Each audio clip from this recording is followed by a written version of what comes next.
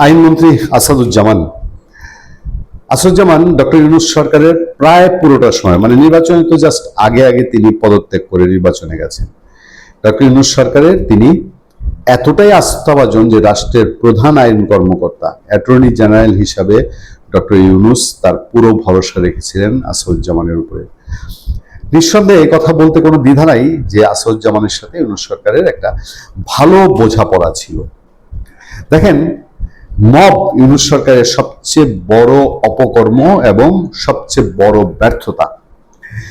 সেই মব নিয়ে attorney general থাকা অবস্থায় আসাদুজ্জামান কখনোই বা মব থেকে জাতিকে মুক্ত করার জন্য কোনো উদ্যোগ নেননি। ইউনূস সরকারের সময় ইউনূস সরকারের প্রেস সচিব শফিকুল আলম তিনি বলেছিলেন যে মব হচ্ছে জনগণের ক্ষুব্ধ একটা অংশ, একটা প্রেশার গ্রুপ এই মব কাজটা করেছে। ইউনূস সরকারের ট্রাইব্যুনালের চিফ প্রসিকিউটর তাজুল ইসলাম সে তো আরো 1 ডিগ্রি বাড়িয়ে ইউনূস সরকারের শেষ সময় বলেছে যে মব নিয়ে নেগেটিভ কথা বলা যাবে না, মব হচ্ছে বিক্ষুব্ধ জনগণের কাজ, এবং মব যদি বলা হয় তাহলে জুলাই অভ্যুত্থানকে অপমান করা হয়, জুলাই অভ্যুত্থানকে অপমান করা যাবে না। একটা অনুষ্ঠানে এই বক্তৃতা দিয়ে ঠায় তিনি উঠে চলে গিয়েছিলেন, অন্যদের জবাব আর তিনি শোনেননি।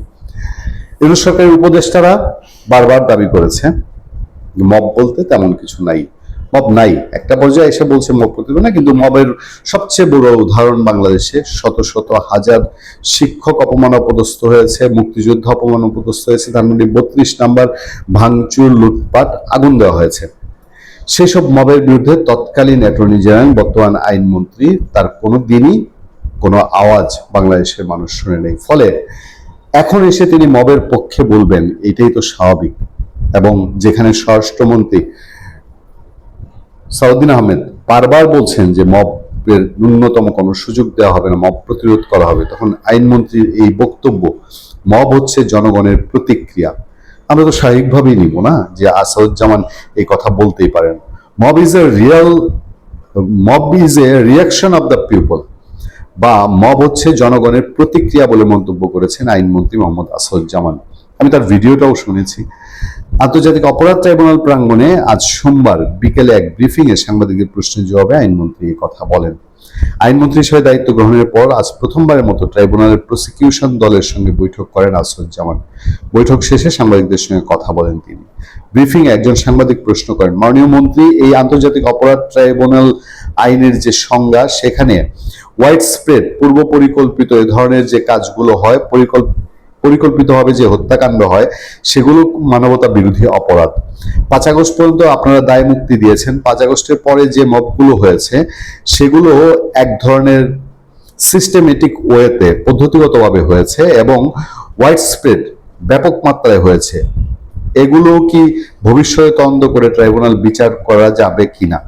মানে 5 আগস্ট আমি কিন্তু অনেকবার আপনাদেরকে বলেছি যে বিএনপি সরকার 5 আগস্ট পরবর্তী যে মবগুলো হয়েছে, 5 আগস্ট পর্যন্ত দায় মুক্তি দিয়েছে, 5 আগস্টের পরে যে মব, হত্যা, অন্যায়, চাঁদাবাজি, সেগুলোর বিচার করবে কিনা। এর জবাবে আইনমন্ত্রী বলেন, mob is not systematic or wide spread, mob পদ্ধতিগত বা ব্যাপক মাত্রার নয়।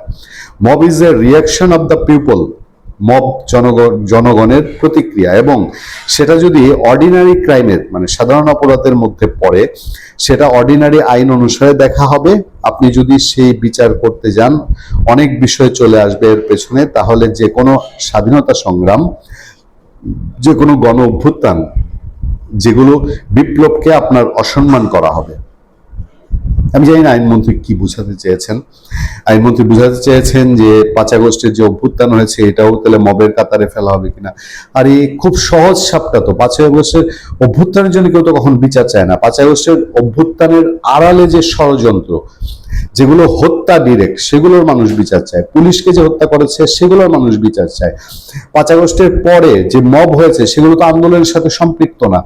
নির্বাচন কমিশনারদেরকে যেভাবে জুতাপিটা করা হয়েছে এগুলো আন্দোলনের সাথে সম্পৃক্ত না।